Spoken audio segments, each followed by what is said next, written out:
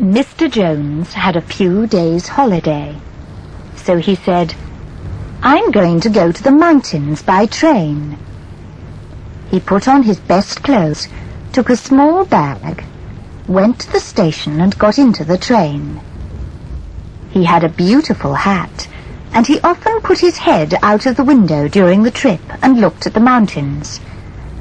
But the wind pulled his hat off.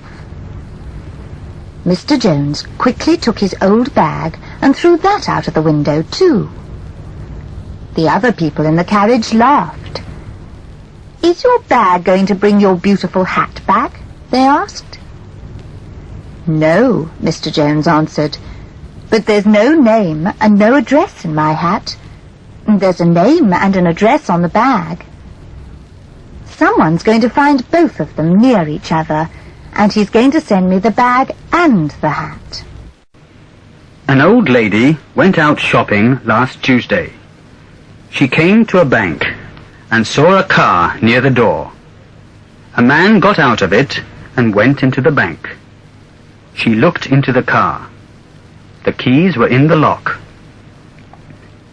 The old lady took the keys and followed the man into the bank.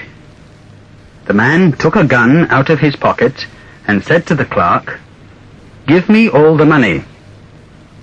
But the old lady did not see this. She went to the man, put the keys in his hand, and said, "Young man, you're stupid. Never leave your keys in your car. Someone's going to steal it." The man looked at the old woman for a few seconds, then he looked at the clerk, and then he took his keys, ran out of the bank, got into his car, and drove away quickly, without any money. Mary was an English girl, but she lived in Rome. She was 6 years old. Last year, her mother said to her, "You're 6 years old now, Mary, and you're going to begin going to a school here. You're going to like it very much, because it's a nice school." "Is it an English school?" Mary asked. "Yes, it is," her mother said. Mary went to the school and enjoyed her lessons. Her mother always took her to school in the morning and brought her home in the evening. Last Monday, her mother went to the school at 4 o'clock, and Mary ran out of her class. "We've got a new girl in our class today, Mummy," she said. "She's 6 years old too, and she's very nice. But she isn't English. She's German." "Does she speak English?" Mary's mother asked. "No, but she's in English," Mary said happily. Mrs. Jones didn't have a husband, but she had 2 sons. They were big, strong boys, but they were lazy. On Saturdays, they didn't go to school, and then their mother always said, "Please cut the grass in the garden this afternoon, boys." The boys didn't like it, but they always did it. Then somebody gave one of the boys a magazine, and he saw a picture of a beautiful lawnmower in it. There was a seat on it, and there was a woman on the seat. The boy took the picture to his mother and brother and said to them, "Look, that woman's sitting on the lawnmower and driving it and cutting the grass. We want one of those." "One of those lawnmowers?" his mother asked. "No," the boy said. "We want one of those women. Then she can cut the grass every week." One of Harry's feet was bigger than the other. "I can never find boots and shoes for my feet," he said to his friend Dick. "Why don't you go to a shoemaker?" Dick said. "A good one can make you the right shoes." "I've never been to a shoemaker," Harry said. "Aren't they very expensive?" "No," Dick said. "Some of them aren't.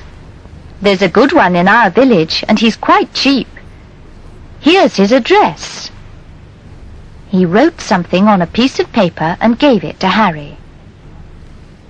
Harry went to the shoemaker in Dick's village a few days later, and the shoemaker made him some shoes.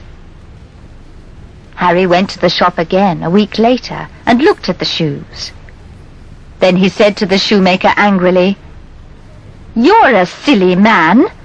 I said, make one shoe bigger than the other, but you've made one smaller than the other." Joe Richards finished school when he was 18, and then his father said to him, "You've passed your examinations now, Joe, and you got good marks in them. Now go and get some good work. They are looking for clever people at the bank in the town. The clerks there get quite a lot of money now." A few days later, Joe went to the bank and asked for work there. A man took him into a small room and gave him some questions on a piece of paper. Joe wrote his answers on the paper, and then he gave them to the man. The man looked at them for a few minutes, and then he took a pen and said to Joe, "Your birthday was on the 12th of June, Mr. Richards?" "Yes, sir," Joe said. "What year?" the man asked. "Oh, every year, sir," Joe said. Fred works in a factory. He doesn't have a wife, and he gets quite a lot of money every week. He loves cars and has a new one every year. He likes driving very fast, and he always buys small, fast, red cars. He sometimes takes his mother out in them, and then she always says, "But Fred, why do you drive these cars? We're almost sitting on the road." Then Fred laughs and is happy. He likes being very near the road. Fred is very tall and very fat. Last week he came out of a shop and went to his car. There was a small boy near it. He was looking at the beautiful red car. Then he looked up and saw Fred. "How do you get into that small car?" he asked him. Fred laughed and said, "I don't get into it. I put it on." Mr. and Mrs. Yates had one daughter. Her name was Carol, and she was 19 years old. Carol lived with her parents and worked in an office. She had some friends, but she didn't like any of the boys very much. Then she met a very nice young man. His name was George Watts, and he worked in a bank near her office. They went out together quite a lot, and he came to Carol's parents' house twice. And then last week, Carol went to her father and said, "I'm going to marry George Watts, Daddy. He was here yesterday." "Oh, yes," her father said. "He's a nice boy. But has he got any money?" "Oh, men, all of you are the same," the daughter answered angrily. "I met George on the 1st of June, and on the 2nd he said to me, 'Has your father got any money?'" Miss Williams was a teacher, and there were 30 small children in her class. They were nice children, and Miss Williams liked all of them, but they often lost clothes. It was winter, and the weather was very cold. The children's mothers always sent them to school with warm coats and hats and gloves. The children came into the classroom in the morning and took off their coats and hats and gloves. They put their coats and hats on hooks on the wall, and they put their gloves in the pockets of their coats. Last Tuesday, Miss Williams found 2 small blue gloves on the floor in the evening. And in the morning she said to the children, "Whose gloves are these?" But no one answered. Then she looked at Dick. "Haven't you got blue gloves, Dick?" she asked him. "Yes, miss," he answered, "but those can't be mine. I've lost mine."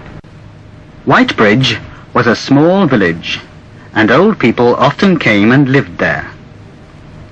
Some of them had a lot of old furniture, and they often didn't want some of it, because they were in a smaller house now, so every Saturday morning they put it out, and other people came and looked at it, and sometimes they took it away because they wanted it.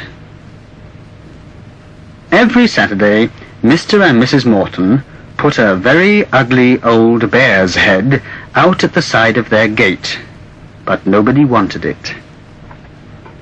Then last Saturday they wrote, "I'm very lonely here, please take me," on a piece of paper and put it near the bear's head. They went to the town and came home in the evening. There were now 2 bears' heads in front of their house, and there was another piece of paper. It said, "I was lonely too."